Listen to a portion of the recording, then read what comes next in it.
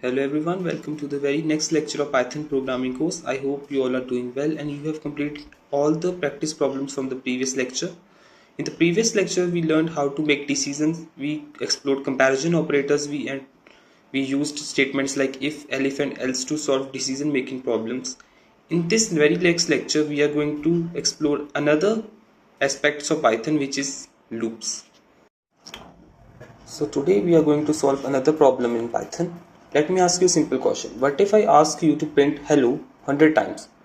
One option is to write print statement 100 times, but is it a smart solution? Definitely no. Imagine writing the same line of code for hundreds or thousands of times. It would take a lot of time, and it will increase the size of program as well. As programmers, we always try to find a smarter and more efficient way to solve problems. That's where the loops come in the picture. So a loop is a programming structure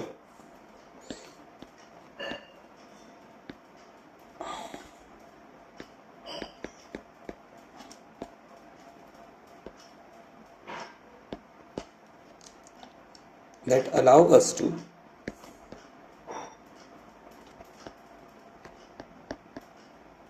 execute a block of code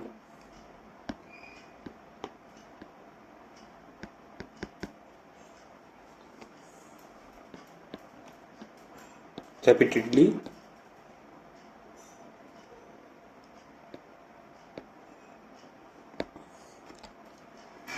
until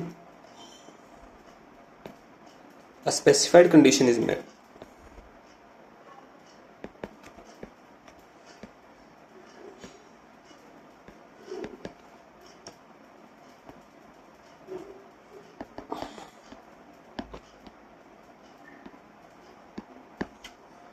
In simple words, a loop means doing the same task again and again without writing the same code in multiple times. Instead of copying and pasting code repeatedly, we write it once and tell Python how many times to repeat it or until what condition it should execute. For example, imagine you are climbing to the third floor of a building. You don't invent a way to climb every step. You go from step 1, then 2, then 3, and then until the last step is reached. You repeat the same action. You lift your foot, place it on the next step and repeat. This repeated action is similar to how loops work in programming. Now why do we need loops? Suppose I ask Python to print welcome to Python 100 times. Without loops, we have to use the print statement and copy paste it 200 times. This approach is inefficient because it takes more time to write. The programmer becomes unnecessarily long. It's harder to read and maintain. But if we need to change that statement, we need to edit many lines. Using a loop, we write the code only once and let Python repeat it automatically.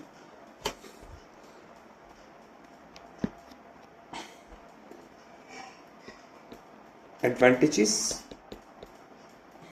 of using loops are: firstly, it reduces code repetition.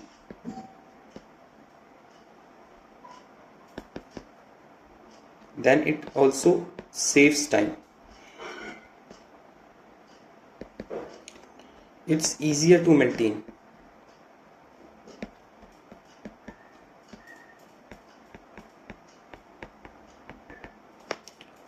Now let's look at how does a loop work. Firstly, we will start a program. Then we initiate a variable. After initiating the variable, this is our starting point. Then the Python checks the condition.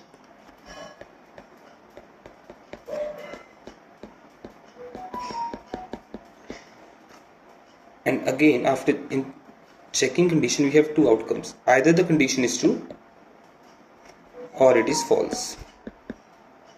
If the condition is true, we execute our program. After executing the block, Python updates the variable. Then it goes back and check condition, and the cycle repeats until the condition is false. Now in Python we have two type of loops.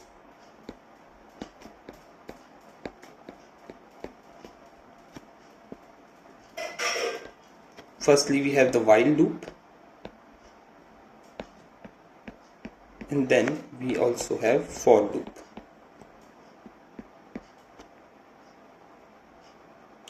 Firstly, let's learn about while loop.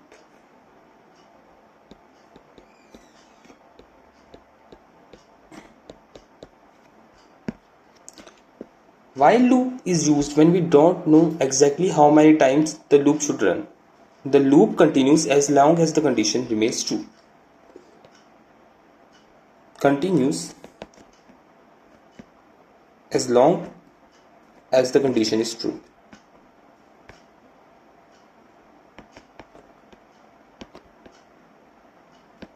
Then we have the for loop.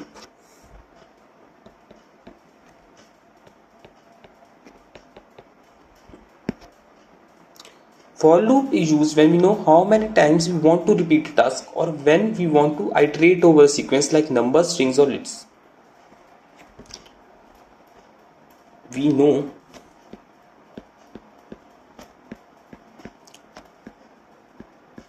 how many times to repeat the task.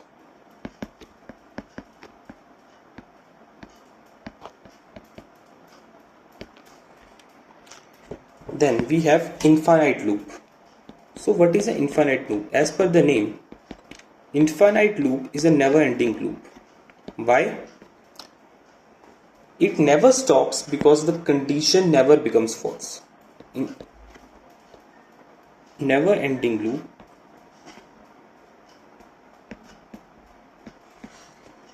because condition never becomes false. For example, I define a program, that is, write a program to print hello, and our condition is our variable should be greater than 0, and if I pass a positive variable here, the condition will always become true, so the loop will goes up to infinity.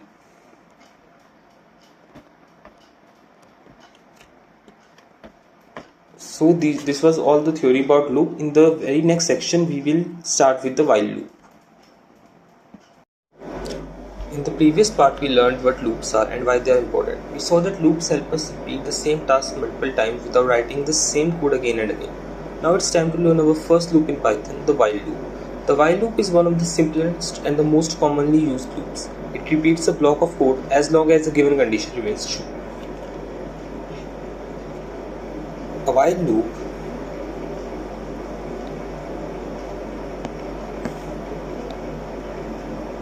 repeatedly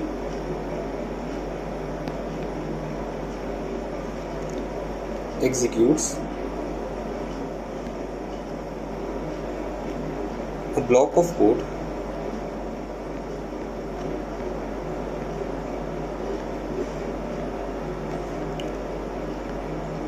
as long as its condition evaluates to true.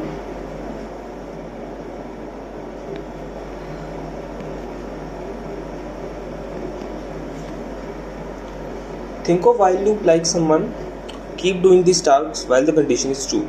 The moment the condition becomes false, the loop stops automatically. For example, we can take an example of filling a water tank. The first step is the tank is not full. Tank not full. If there is a yes, then fill water. Then check again.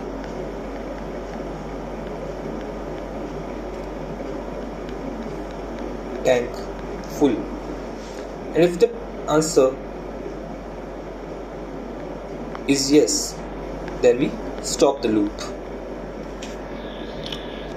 You keep filling water while the tank is not full. Every few moments you check the tank. As soon as it becomes full, you stop filling it. This is exactly how while loop works.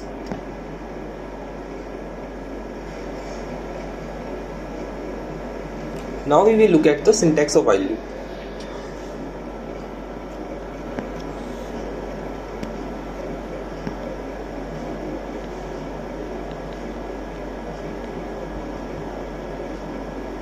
Firstly, we write while. Then we define our condition, and semicolon, and then statement.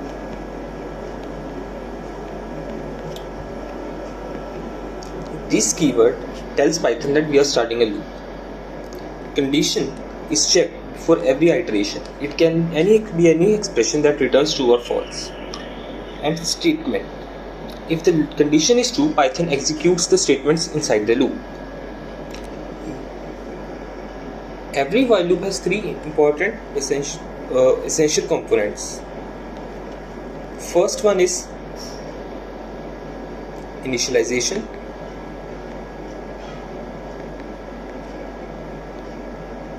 The second one is condition.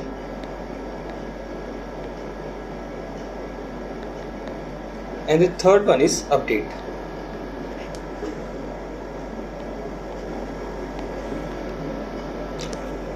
Initialization means giving a starting value.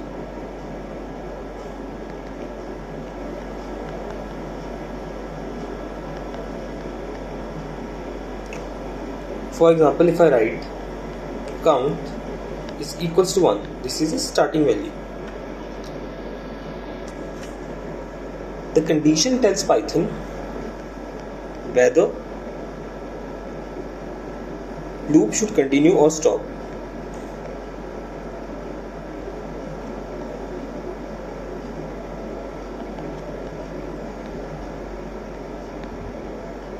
If the condition is true, the loop runs, and if it false, the loop ends. And the last is update. Update changes the value of variable after each iteration.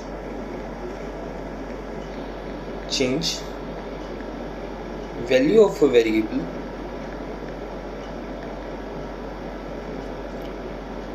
after each iteration.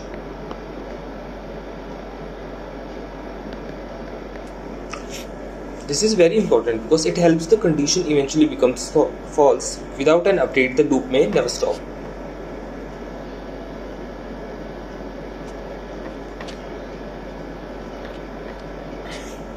Now we have understood how the while loop works and the three important components that every while loop needs: initialization, condition, and update. But Python also provides another powerful loop called for loop. Unlike the while loop, the for loop is usually used when we already know how many times we want to repeat a task, or when we want to go through a sequence like numbers, strings, or lists. In the next part, we will explore the for loop and learn how the range function makes looping much simpler. In the previous part, we learned about while loop. We saw that while loop keeps running as long as the condition is true. But many times we already know how many times we want to repeat a task. For example, print hello 10 times.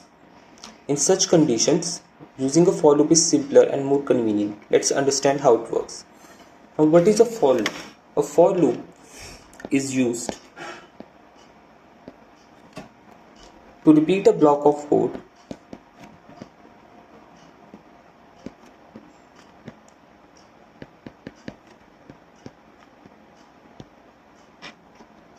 a fixed number of times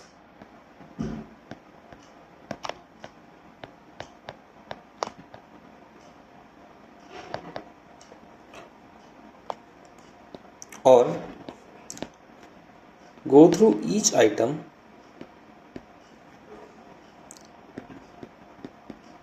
in a sequence.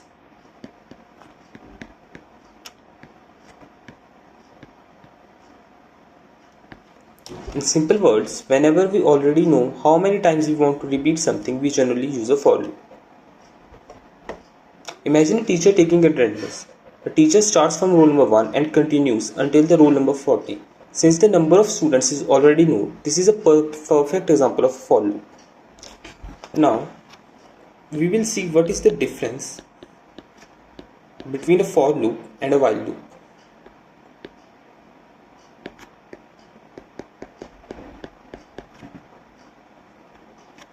Here we have our while loop. We have our for loop.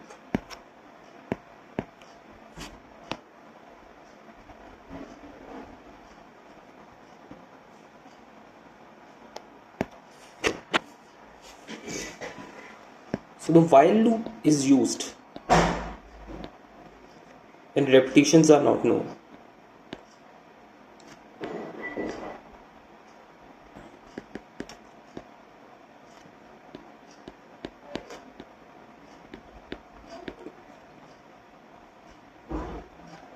But in the case of for loop,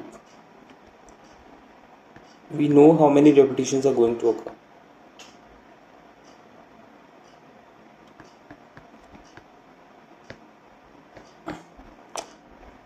In while loop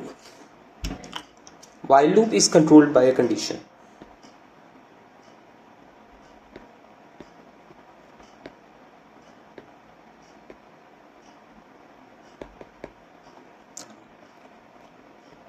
While a for loop is controlled by a sequence.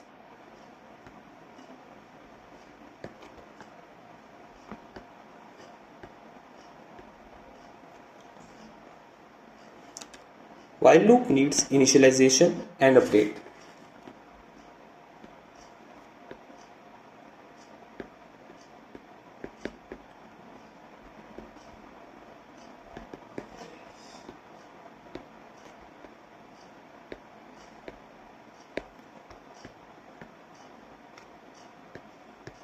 While in case of for loop, range handles counting. So this is the primary differences between for and while loop. Now let's quickly look at the syntax of for loop.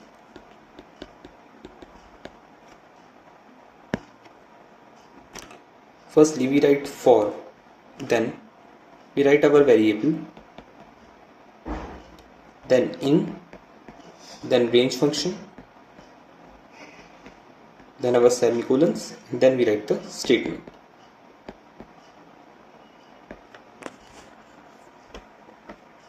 For starts the loop.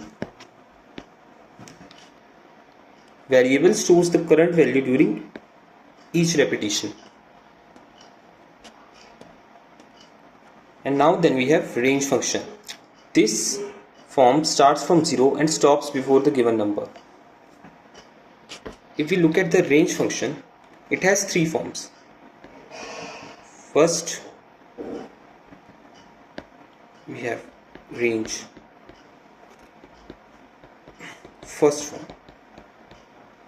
In the first form,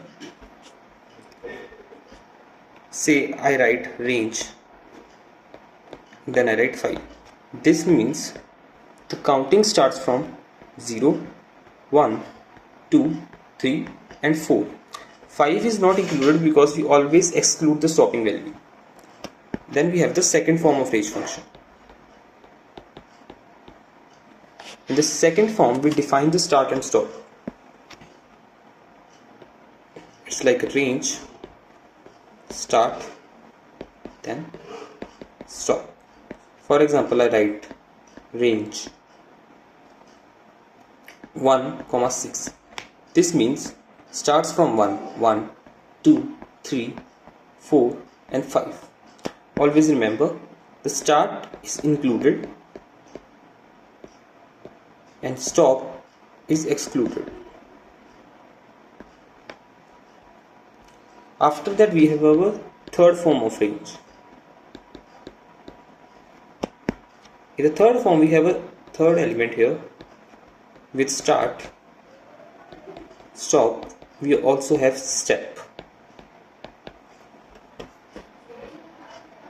The third value is called step size. It tells Python how much to increase after each iteration. Say I write range 2, 11 and 2.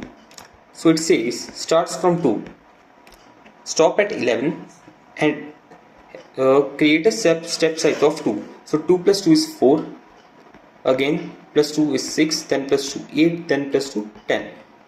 So it stops at 10 because the next value is 12, which is greater than 11.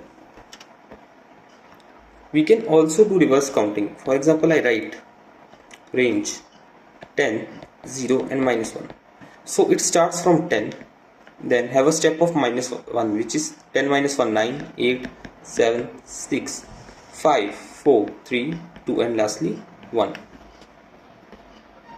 So the for loop automatically takes one value at a time from the range. When there is no more values left, the loop automatically stops. In a while loop, we have to manage initialization, condition and update ourselves. In a for loop, the range function automatically handles the counting, making the code shorter and less prone to errors. Now we have learned how to use the for loop and the powerful range function to repeat tasks efficiently. But what if we need a loop inside another loop? For example, printing patterns like squares, rectangles or multiplication tables. To solve such problems, Python allows us to use nested loops, which we will see in the next part of this video. So far we have learned two types of loops, while loop and for loop. Both helps us repeat a block of code. But sometimes repeating one task isn't enough. We may need to repeat another task inside first one. This is where nested loops are used. So nested loop is a loop written inside another loop.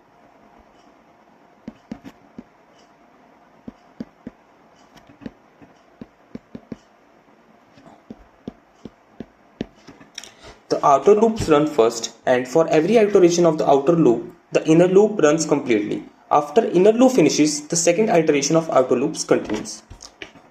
For example, take example of a class. There is a class S and it has 3 rows. Row 1, 2 and 3. These are rows. And in each row, there are 3 students. First row has 3 students. Second row has 3 students. And third row has 3 students as well. And now a teacher wants to check their notebooks. So what will teacher do? Firstly, he will go to the first row and then check the notebook of first student, then second, then third. After the first row is completed, then he will move to the second row and repeat the same thing, and then he moves to the third row and repeat the same thing. So here the rows are playing the role of outer loop and the students are inner loop, because when he goes to the first row, he starts the iteration of the first loop, outer loop, and after the completion of the inner loop, which is the counting of total students, it moves to the another iteration, which is row number 2. Now we will look at the syntax of the nested loops. For nested loop, we write our outer loop first. This is our outer loop. For outer in range, and inside the outer loop we write our inner loop, which is for inner in range, and inside inner we write the statement.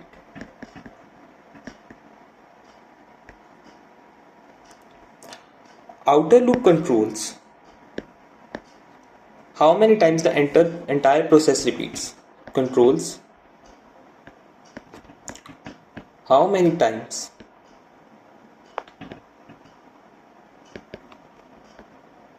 entire process repeats.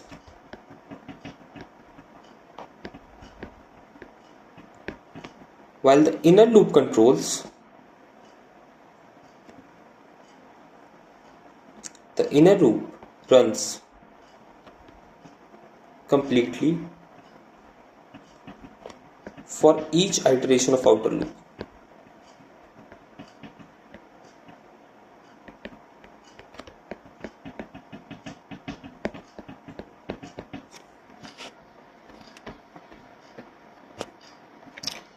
When the outer loop start its first iteration, the inner loop runs from beginning to end.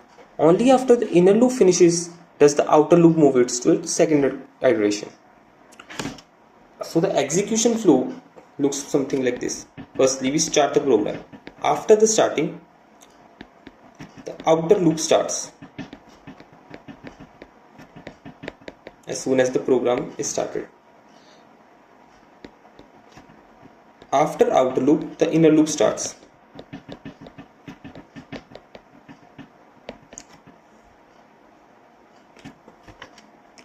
Then the inner loop goes through his iterations, and inner loop ends.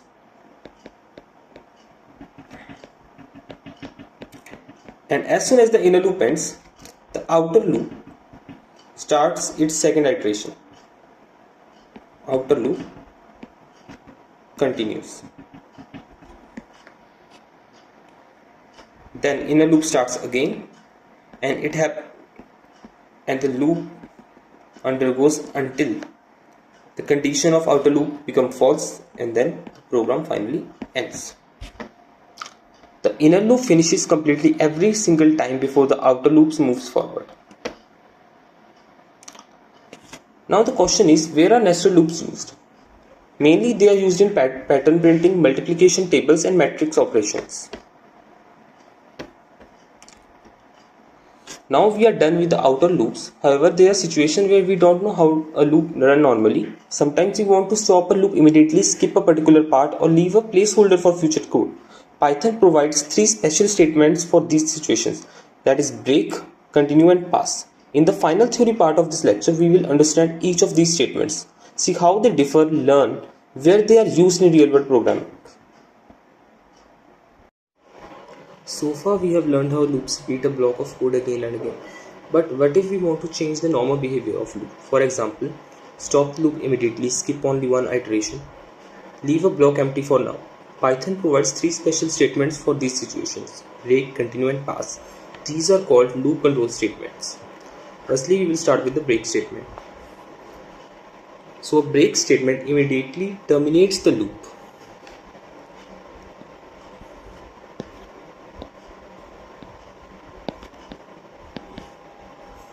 Immediately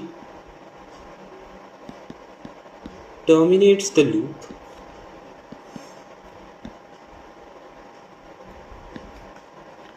and transfer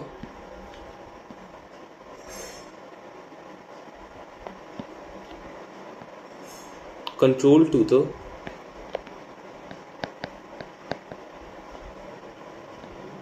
first statement after the loop.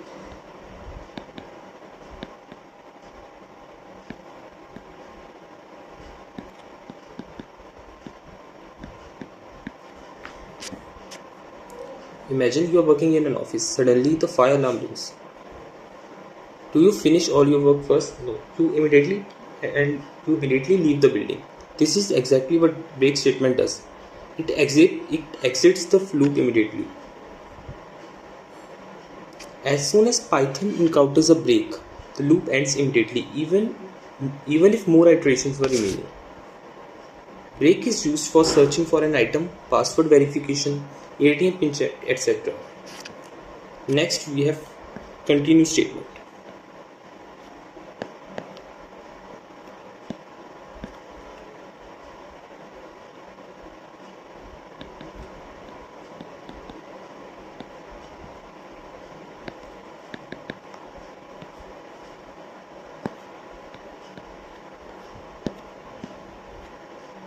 Continue statement skips the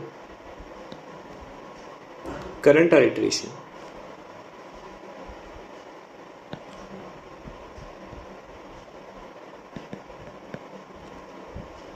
and moves directly to the next iteration of the loop.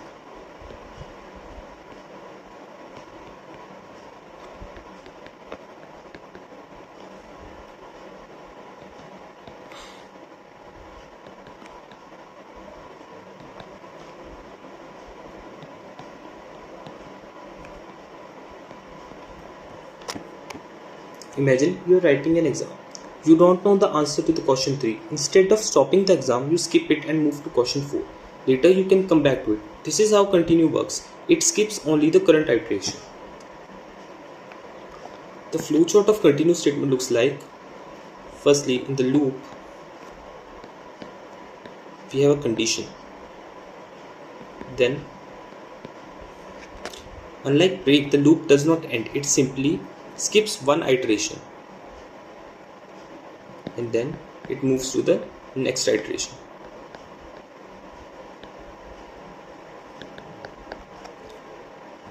Now continues is used in ignoring valid data, uh, skipping absent students, ignoring bank lines, filtering unwanted values, and data cleaning.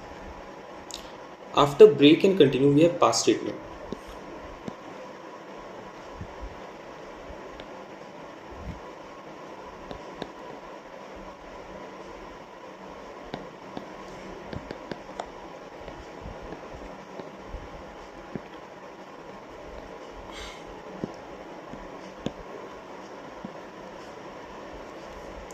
The pass statement does nothing. It is used as a placeholder when a statement is required but no code has been written. It does nothing.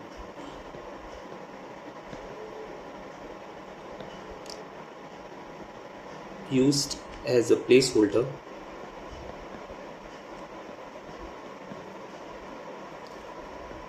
when a statement is required.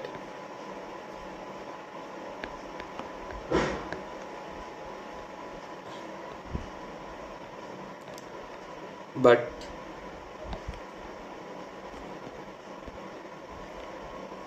no code has been written.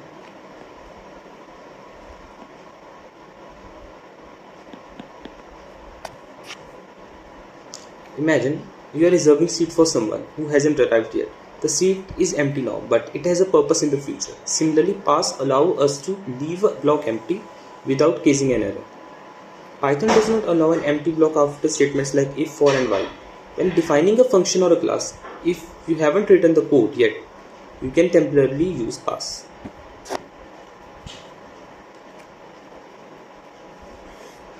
If I want to summarize all these statements, break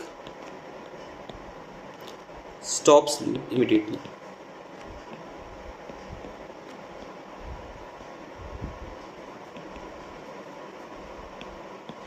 Then continue.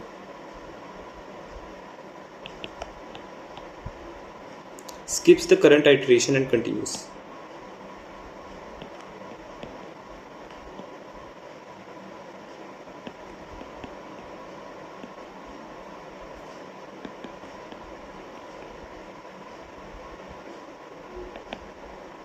And then pass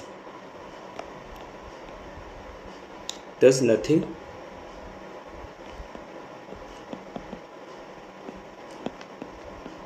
Act as a placeholder.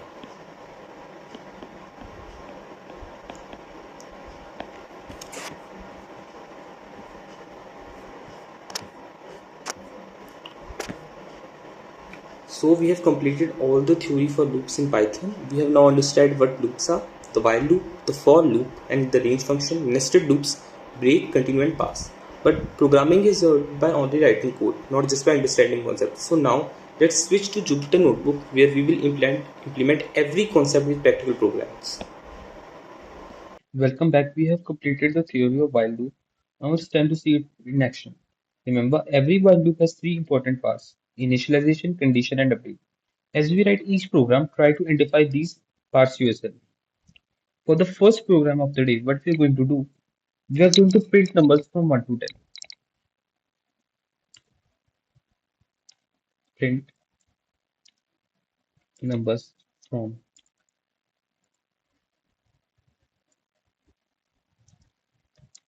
1 to 10. Firstly, the very first part is initialization part. So we will initialize our variable, which is count equals to 1. Then we will start our while loop. While. Then after writing while, we will define our condition, which is count less than equals to 10. This is our condition. After the condition, we are going to write our statement, which is print. What we want to do, we want to print the count, and then we will update the count. In update, what we will do, we will increase the value of count by 1 plus is equals to 1. Now we will run the code, shift plus enter. So here we can see we have all the numbers from 1 to 10 written. So what does this do? When the while loop starts, it checks the condition. Initially the count is equals to 1, which is less than 10. So it prints 1. Then it moves to update. It moves the count to plus 1, which is 1 plus 1, which is 2. Then it goes up to while loop again and repeats until the value is equal to 10. The next program which we have is print even numbers from 2 to 20. We're going to print even numbers from 2 to 20.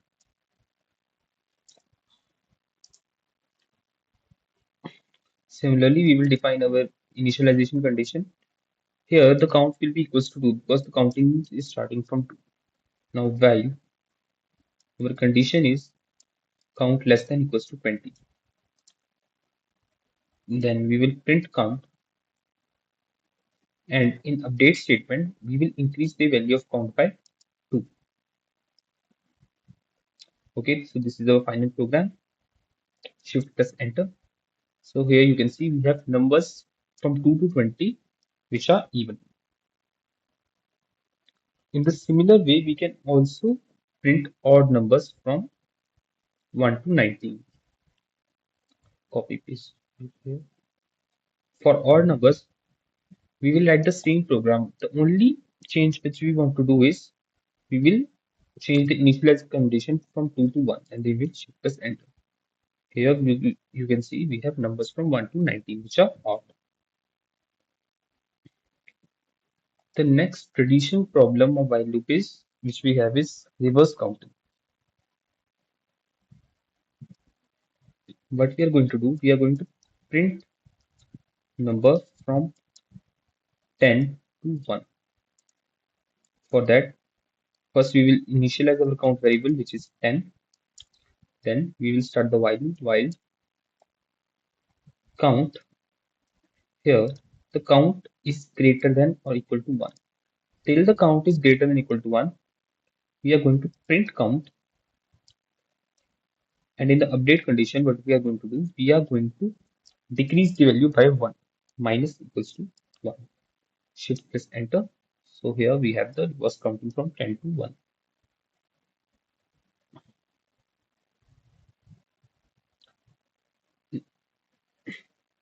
Now we are going to some more complex problems. Now what we are going to do, we are going to print the multiplication table of any number which we will take as input from the user.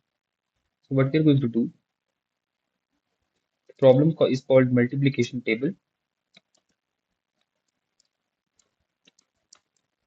Firstly, we will take a number input from the user.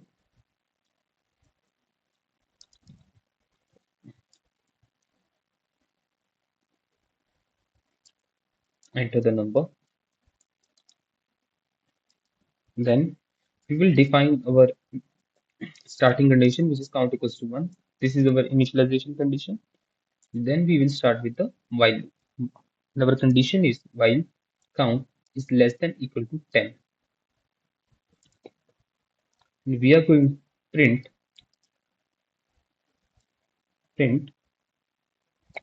number, then multiply,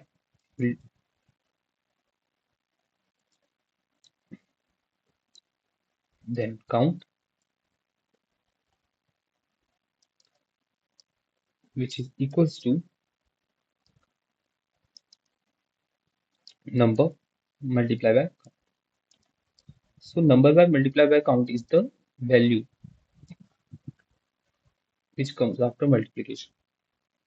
And in the update condition, we are going to increase the value by 1.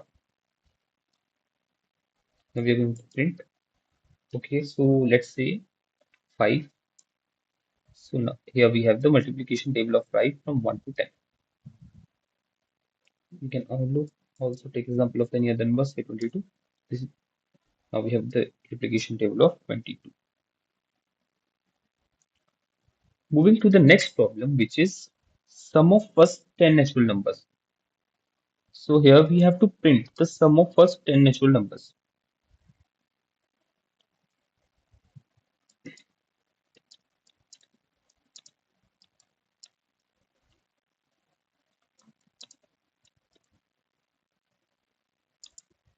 Okay, firstly, we will define two initialization conditions, which is count equals to 1 and total, which is 0 for now. Now, what we will do, we are going to store our values in total by adding it. So we will start our while loop while our condition is count less than equal to 10. Since we are going to print the sum of first 10 natural numbers. What we are going to do in the total, we are going to add the values. And after that, in update, we are going to increase the value of count by 1. So what is happening here? If, for example, for first, the value of total is 0 and count is 1. The count is 1, total plus equals to count. The count is 1, then the plus equals to 1, 0 plus equals to 1, total becomes 1.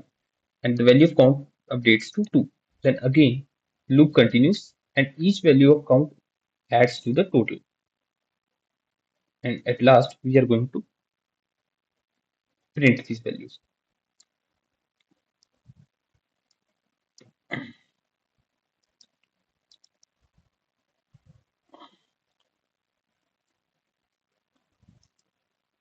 So we are not writing the print statement in the loop because in the loop we are only going to store the value. We are not going to print value using loop. As you can see, we have the sum which is equal to 55.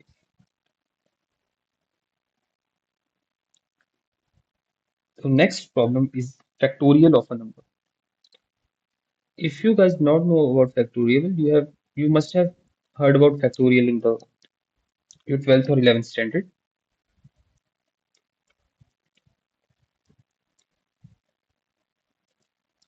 Factorial. First, we will take input from the user,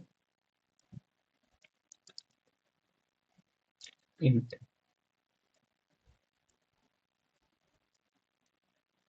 enter number. After that, we are going to define our two variables. One is factorial,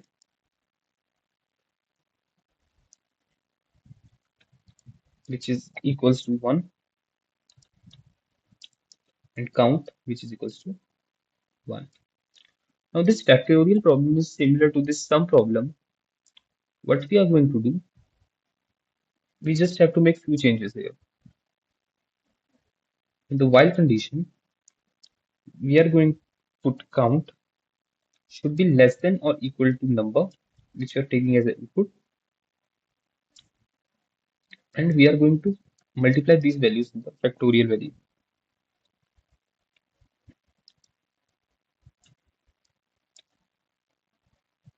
And then in the update, we are going to increase the value by 1. And at last, we are going to print the factorial.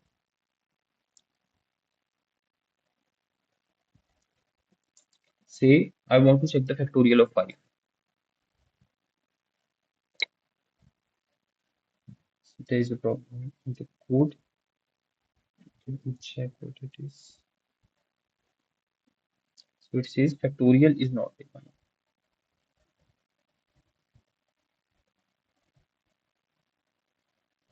Here, factorial of 5, which is equals to 120. Because 5 multiplied by 4 multiplied by 3 multiplied by 2 equals to 120. So we have written several programs using the while loop. By practicing these examples, you have seen how initialization, condition, and update work. In the next practical session, we will learn about for loops. In the previous section, we learned how to use while loop. And in this session, what we are going to do, we are going to explore for loops. As we proceed with the for loops, I advise you to please closely look at the range function.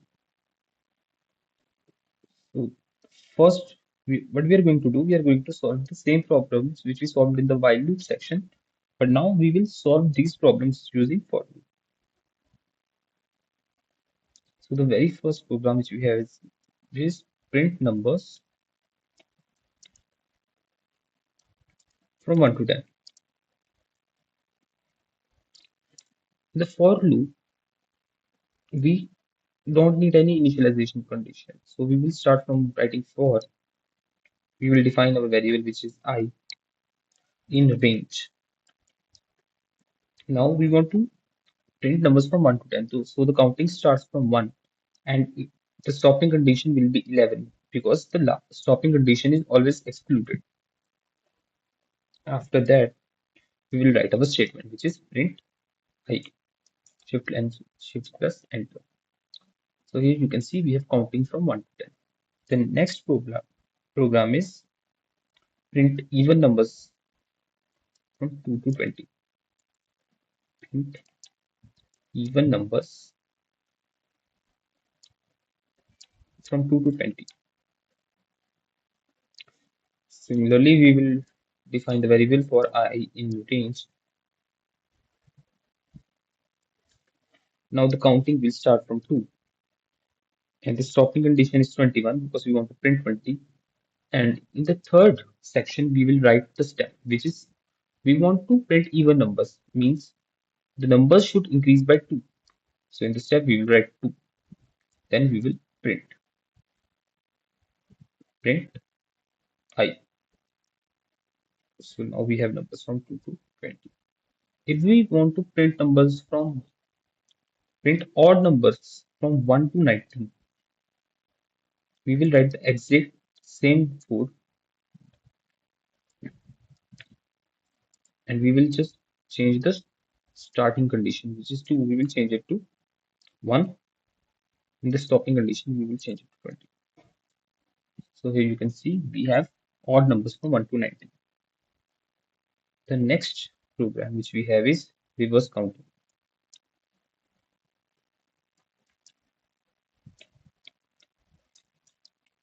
We will start our for loop for I in range. The starting condition, the counting should start from 10 and it should goes up to 1. So in the stopping condition, I will write 0. Now the values are decreasing by 1. So our step, in the step section, we will write -1. After that, we will print.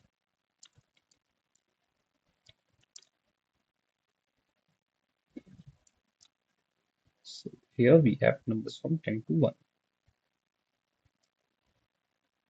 Now next, we are going to print the multiplication table using for loop.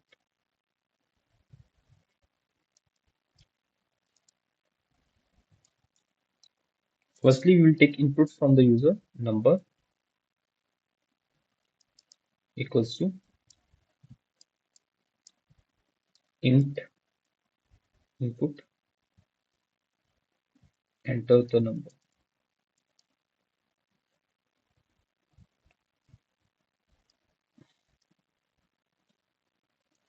Then we will define the condition using for loop for I in range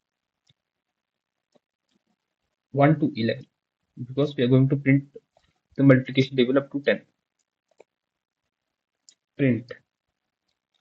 Here we will use the f strings. F string starts and this we will write number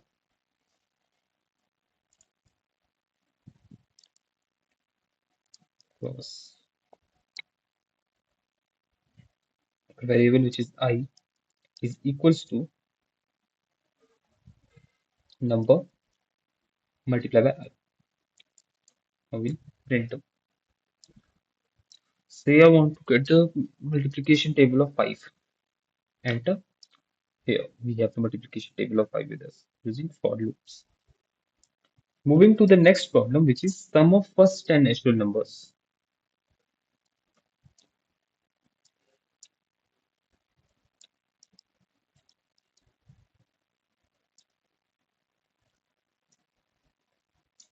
Firstly, we will define our variable total, which is equals to 0. And then we will fill the values in total using for loop. For I in range 1 to 11, since 10 is included and 11 is excluded here, total plus equals to I.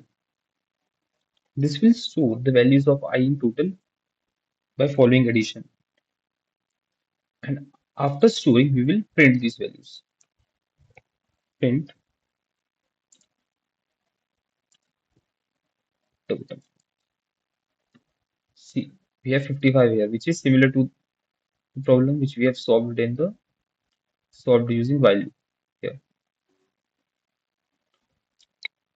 Now for the last problem, we are going to get the factorial of a number using for loops.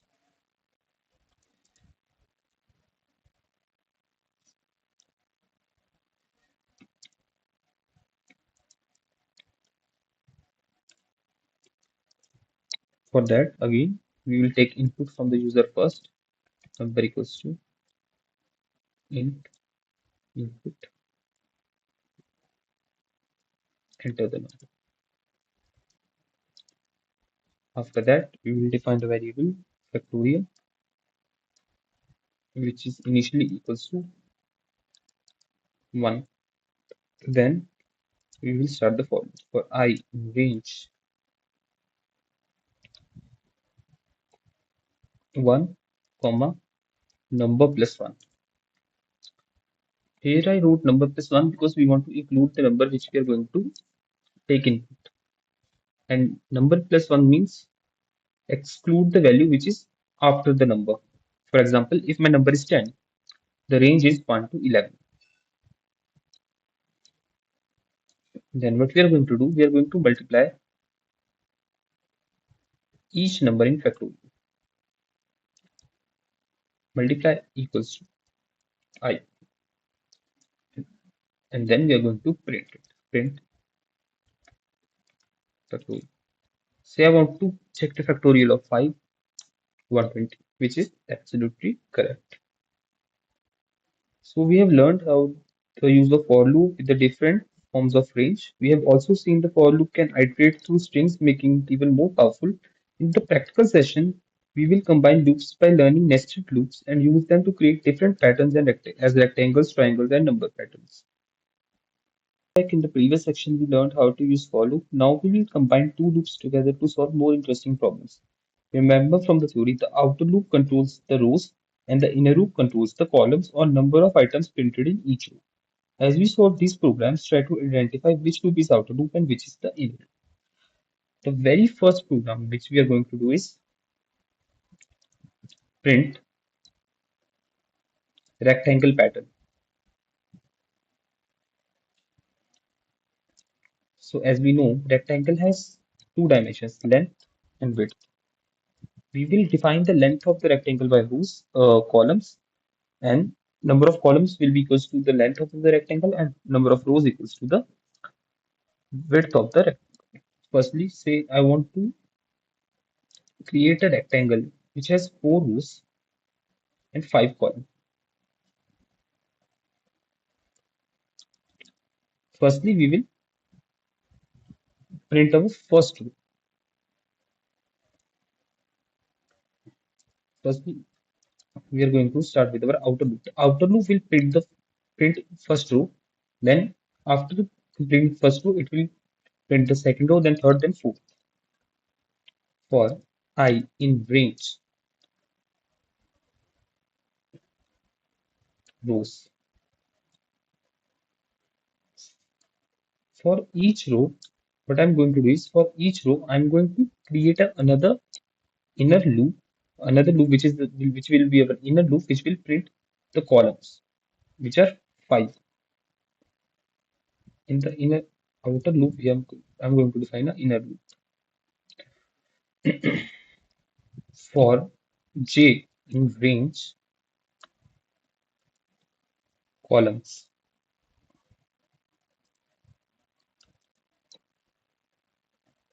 what we are going to do, we are going to print,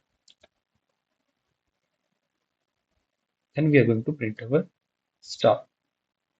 And after that, after printing start, what I'm going to do, I'm going to come out of the outer inner loop and I will move to the next line. And then the outer loop will continue till the value becomes 4. I will print. Now here you can see our pattern is printed, but these are not in the same line. For that, what we will do, we will write end is equals to this space. Now we have a rectangle which has 4 rows and 5 columns.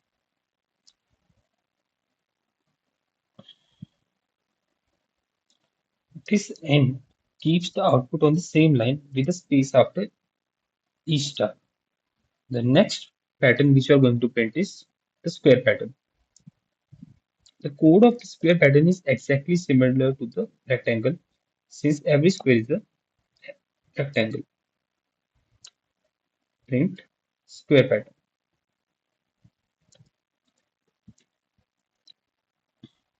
For that, we will define our variable which is size which is equals to 5.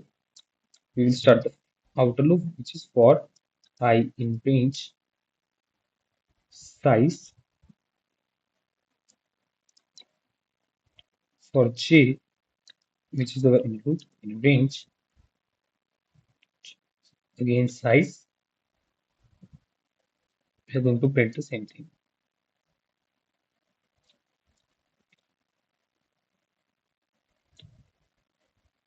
Right? So here we have a square size 5. In the next problem, we are going to create a right-handed rectangle. Right angle triangle.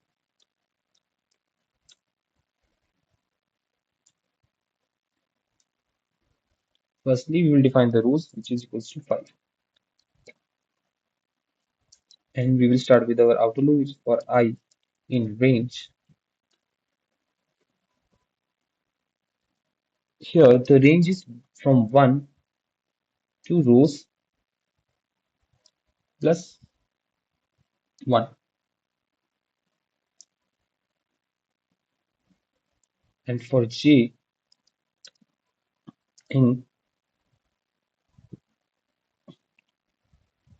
range I. So the first row will print first star, the second row will print 2 star, and the third row will print 3 stars. The number of stars depends on the current row number. So whatever is my row number is my count of stars. That's why I used I in the range function. We are going to print the stars. Print star equals to this, then move to the next line.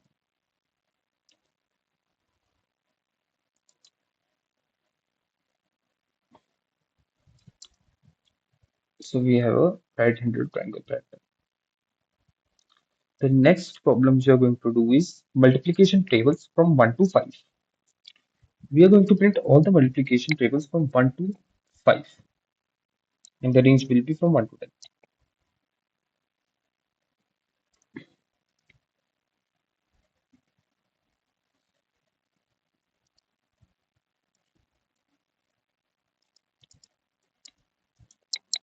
Firstly, we will start with our outer loop which is for I in range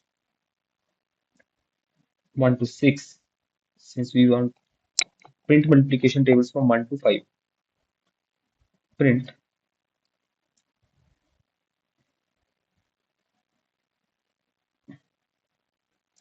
table of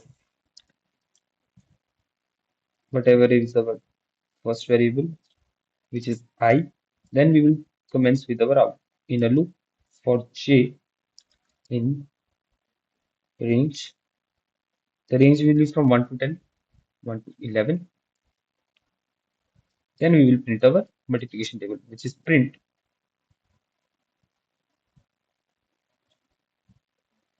I multiplied by j is equals to I multiplied by j. Then we print.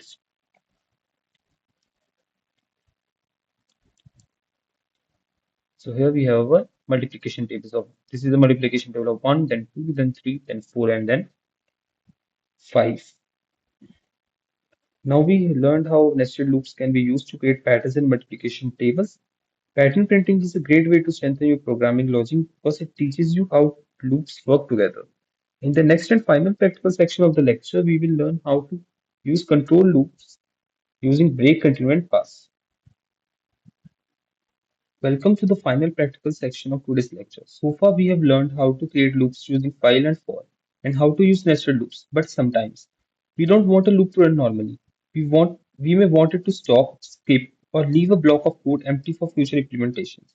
Python provides three special statements for this: break, continue, and pass.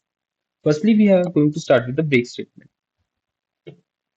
So for the very first code of break statement, what we are going to do, I'm going to tell a loop to print numbers from 1 to 11 but stop at 5. The program says stop at 5. Firstly, we will try to print the numbers from 1 to 11. We will iterate from 1 to 11, 1 to 10. For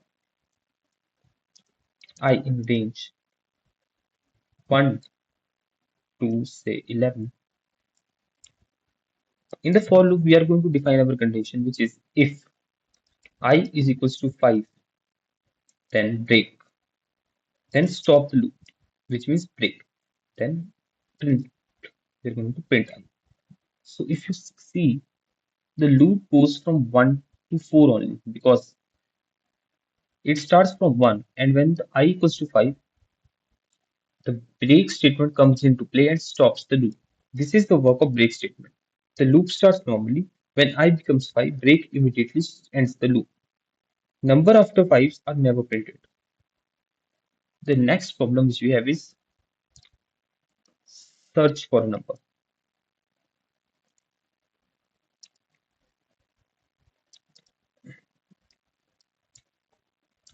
Firstly, I'm going to create a list of numbers. We will learn about list in the next section, in the next lecture.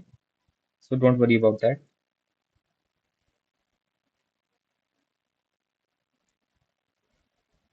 So this is the list of numbers. I want to search a number from. See, I want to search 45.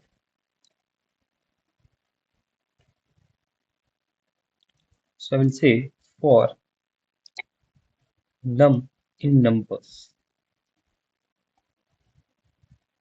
If the condition is if number is equals to 45, which or say search, which is 45, print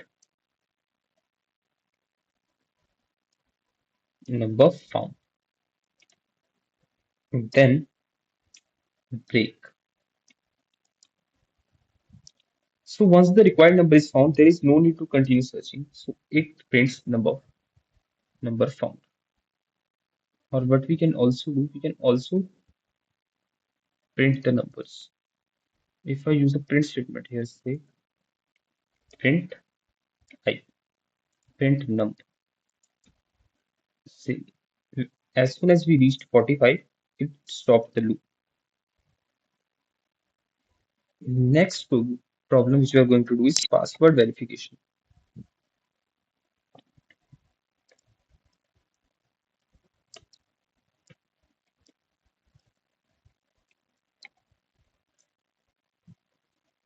So in this, I will use a while loop. While our condition is true, password is equal to int. We will take input from the user. Input. Actually, we don't take only input because I'm not going to use any integer values. Input. Password can also contain string values.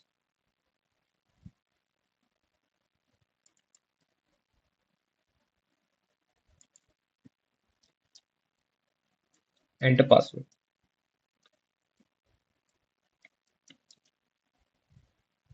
And then we are going to start our condition, which is if password is equals to Python 123, then print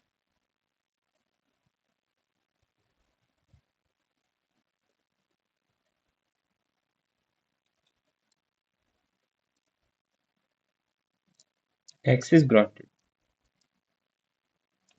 And then we say break, else print password is incorrect.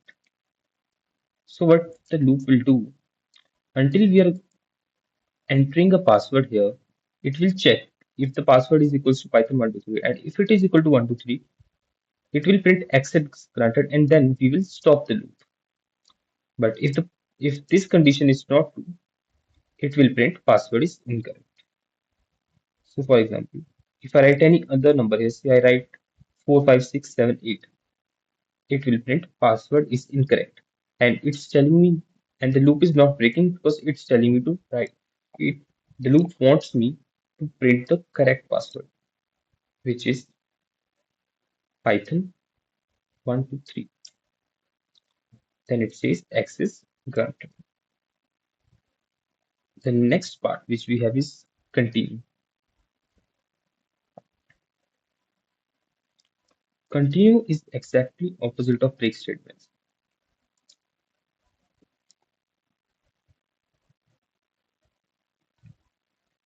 For example, for the very first code of continue, we want to skip 5,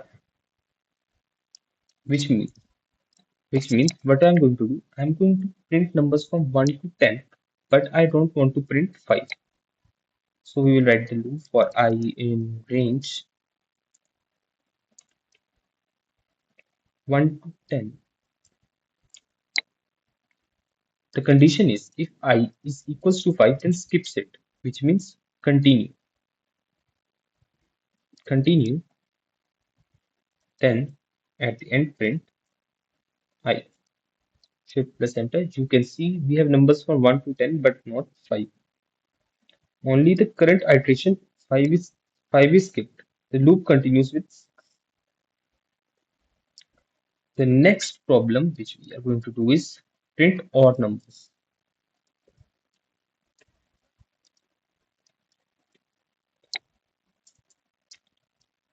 Firstly, we will define our range for I in range. Say I want to print odd numbers in the range 1 to 10. My condition is if I, the condition to check odd and even is if I multiplies by 2, remainder 2 is equals to 0, which means which is the condition for even numbers, then continue. So this statement says if the number is even number, skip it and move to the next number. And at the end, print that particular number. So this will print 1359, 579, which are the odd numbers in the range 1 to 10. In the last part, what we are going to do, we are going to cover the pass statement.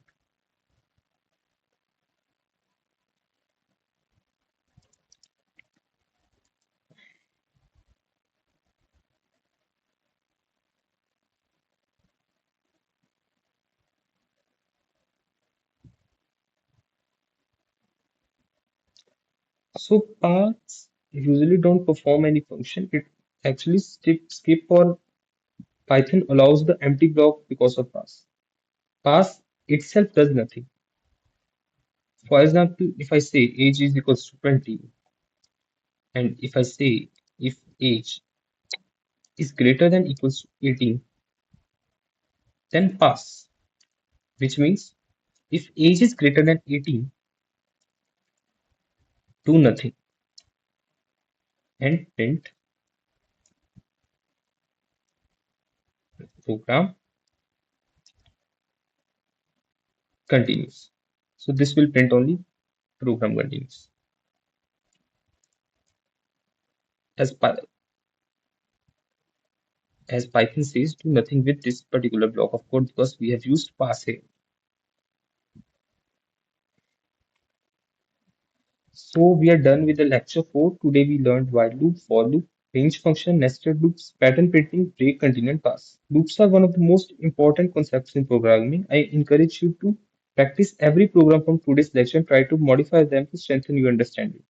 In the lecture 5, we will move on to data structure, and the very first data structure we are going to cover is list. So see you in the next lecture.